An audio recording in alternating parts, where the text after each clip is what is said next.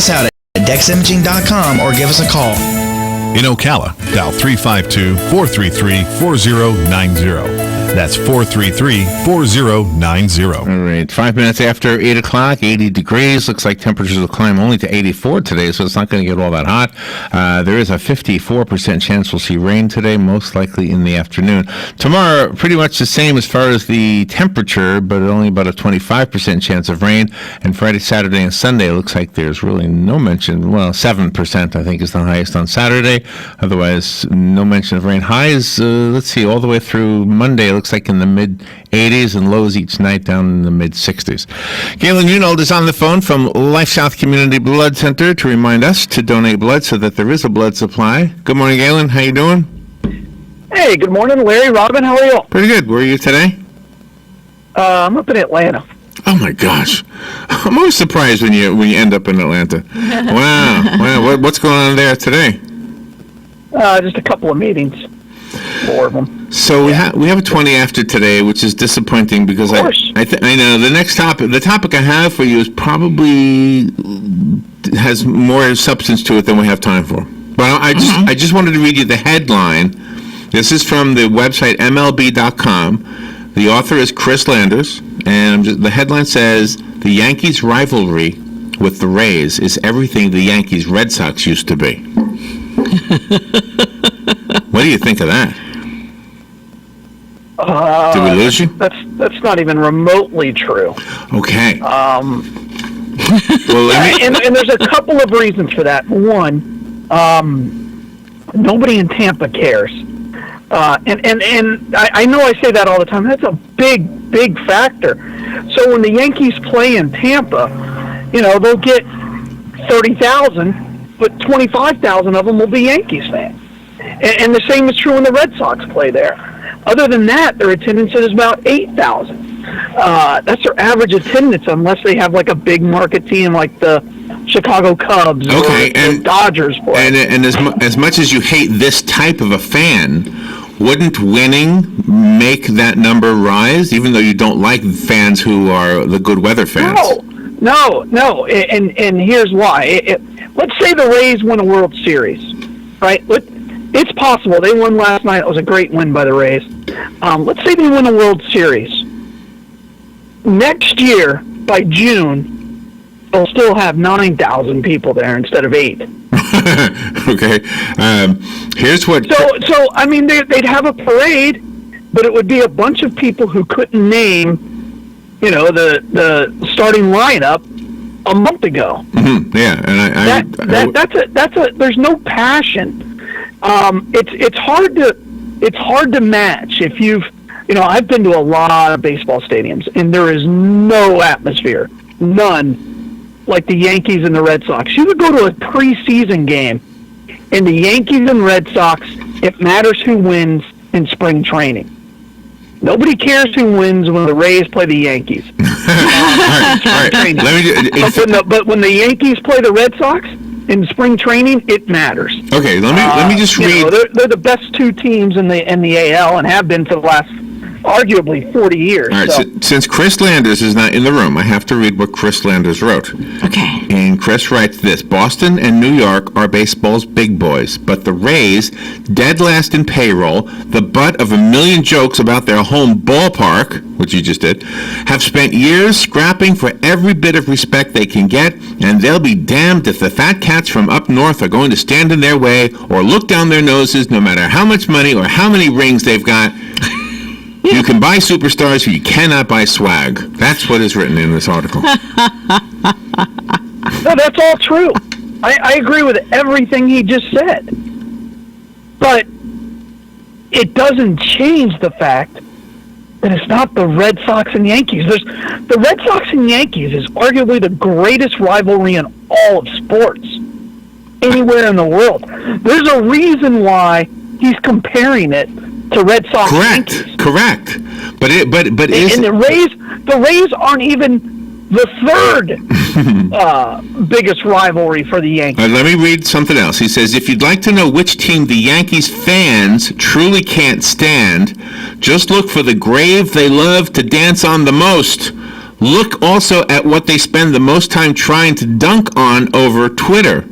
Who they want to dunk on? I'm sorry. Who they want to dunk on? Mm-hmm. So the fans the Yankees fans are now doing to the Rays what they used to do to the Red Sox.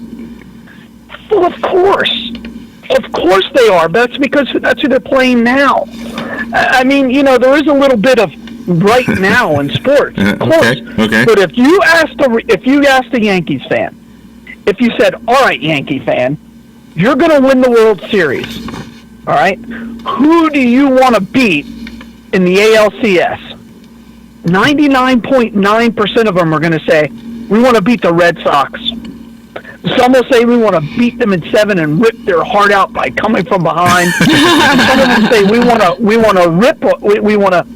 to sweep them in 4 games and beat them by 10 runs each game.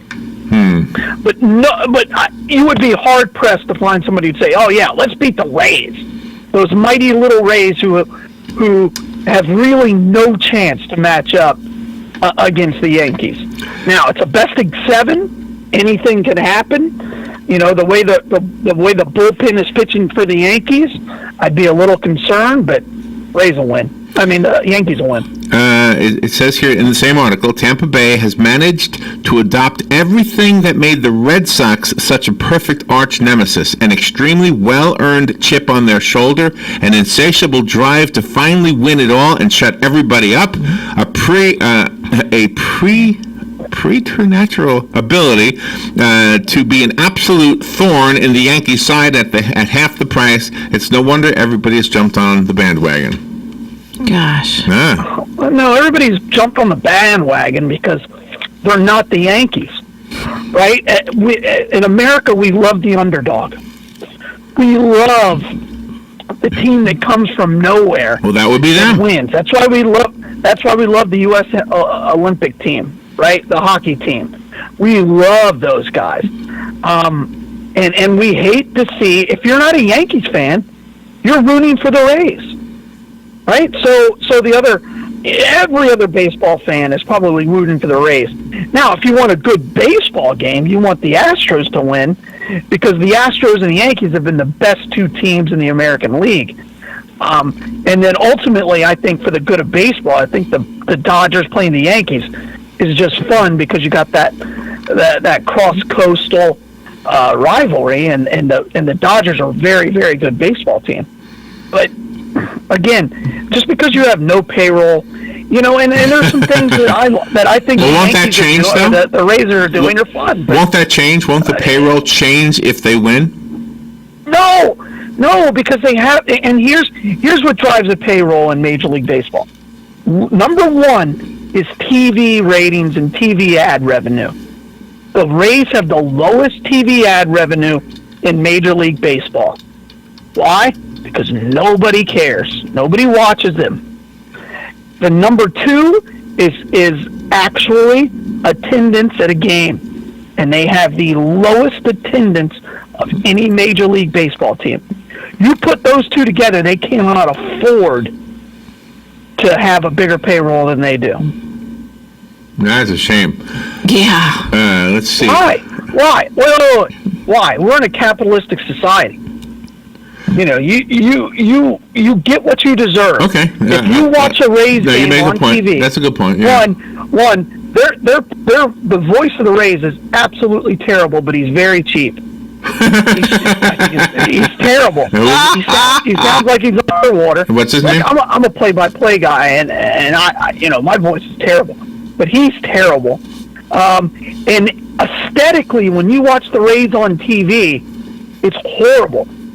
Everybody during the whole game last night, the announcers talked about the stadium. They just can't say it's bad, right? Because they're working for a Major League Baseball channel, and they don't want to rip their product. But they talked about how, the roof is in play. They talked about all these different things, and how bad it looks on TV. That's a real issue. It's aesthetically not pleasing to watch the Rays on TV. In 1998, when the Tampa Bay Rays were the Devil Rays, they had an average attendance of 30,000 people per game.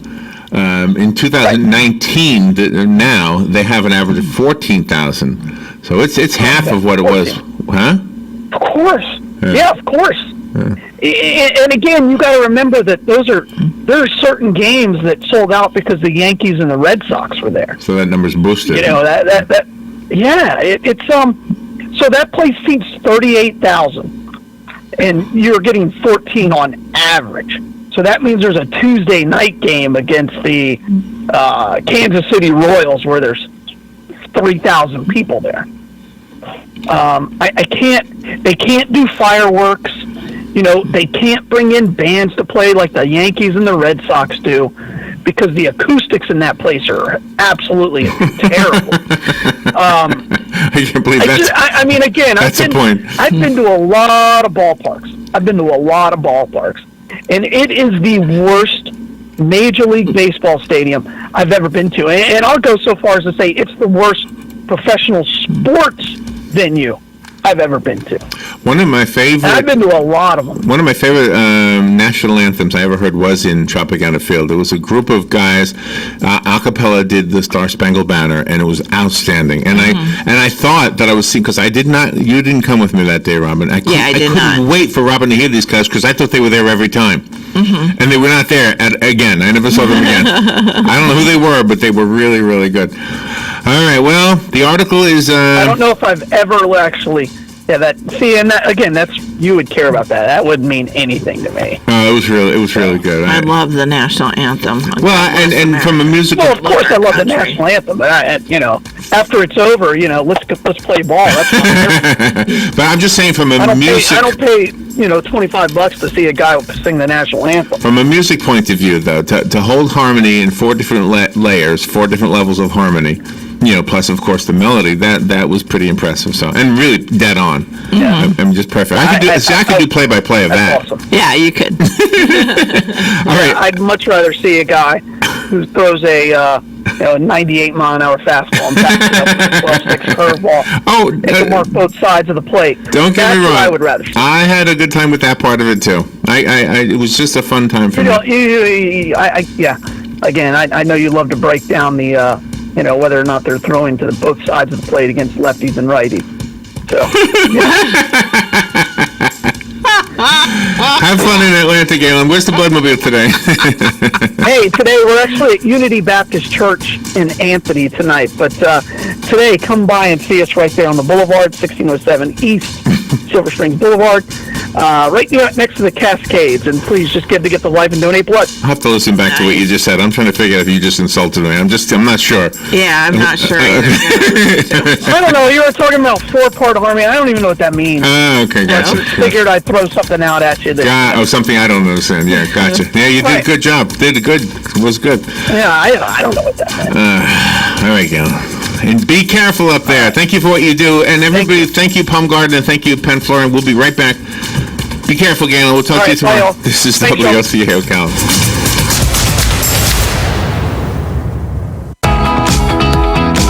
Direct Connect to UCF, where students who attend the College of Central